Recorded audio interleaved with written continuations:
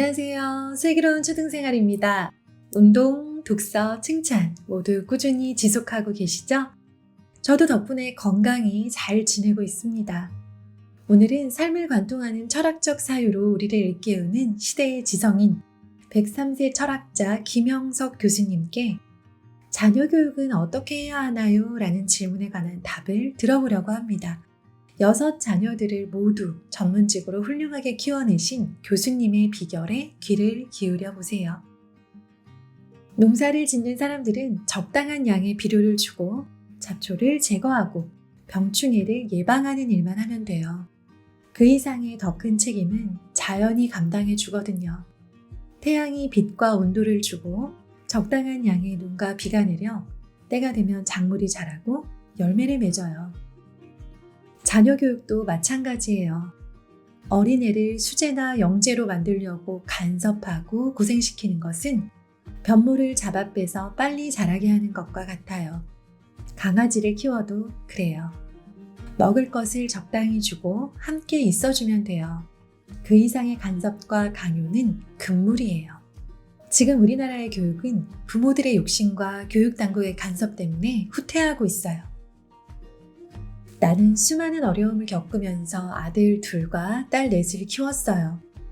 말 않는 교육 방침이 있었어요.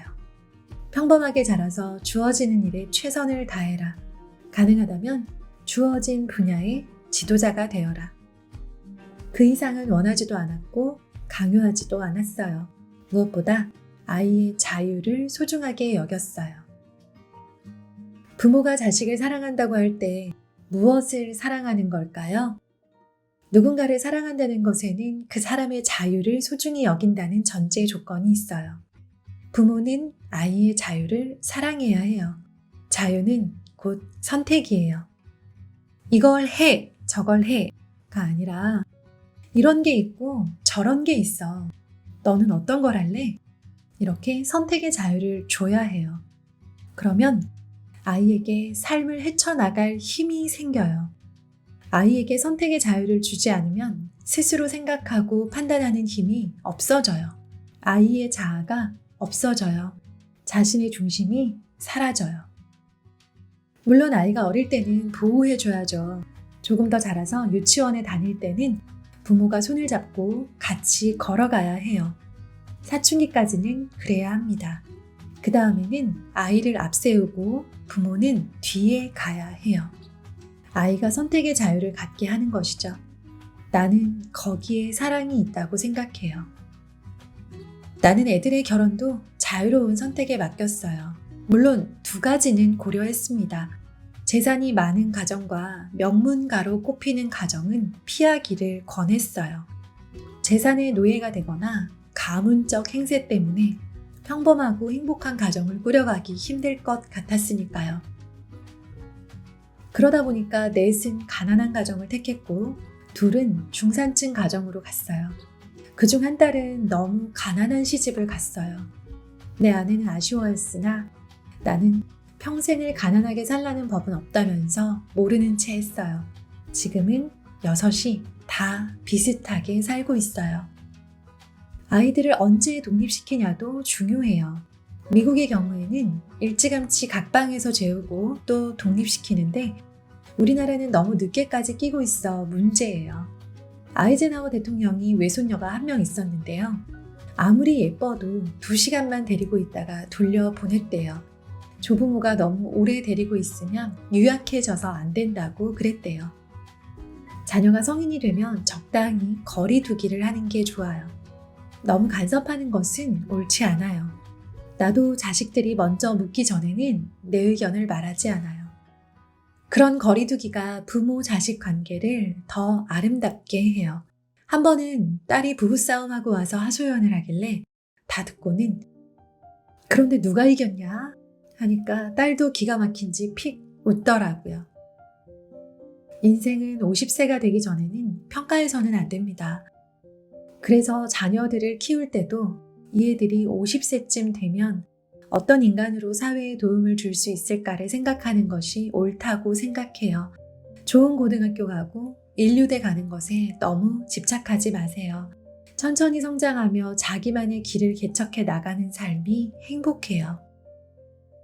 내가 아이들 키울 때는 다들 5, 6씩 낳아서 키웠는데 내 제자 교수들은 전부 둘씩 키워요. 둘도 키우기 힘든데 어떻게 6이나 키웠냐고 신기해하네요. 그런데 지나고 보니 6이 자라서 더 좋은 점도 있었어요. 나무가 저 혼자 서 있으면 비바람에 쓰러지잖아요. 그런데 숲으로 자라니까 서로 조율하고 보듬어 가며 클 수 있었어요. 아내는 욕심이 없었어요. 아이들이 착하고 건강하게 자라는 걸 보고 만족해 했어요. 그런 아내 때문에 아이들도 평범하고 행복하게 자랄 수 있었어요. 지금까지 읽어드린 내용은 김영석 교수님의 저서인 김영석의 인생문답이라는 책의 본문 중 자녀 교육에 관한 부분을 발췌해 드렸습니다. 이 밖에도 책 속에는 후회 없는 인생, 일, 노년, 행복, 돈, 인격, 스승, 사랑, 부부, 노년의 고독, 나이듦, 직장생활, 사회갈등, 건강의 비결, 운명, 종교, 고통, 죽음 등 다양한 삶의 고민에 관한 교수님의 지혜가 따뜻하게 담겨 있습니다. 이 글을 읽으면서 무엇보다 제게 가장 기억에 남았던 대목은 아이를 수제로 만들기 위해 애쓰는 것은 변모를 잡아 빼서 빨리 자라게 하는 것과 같다는 것이었습니다. 또래에 비해 우월하고 앞서 나가게 만들고 싶은 저의 욕심 때문에 아직 덜 자란 아이를 잡아 빼서 빨리 자라게 만들기 위해 노력했던 순간이 떠올랐습니다. 지금은 중학생인 저희 큰아이가 초등학교 2, 3학년이던 시절 어떻게든 영재원 수업을 듣게 만들고 싶어서 아무 관심도 재능도 보이지 않는 아이를 부추겨 억지로 영재원 시험을 보게 하고 합격할 때까지 계속 도전하게 했어요.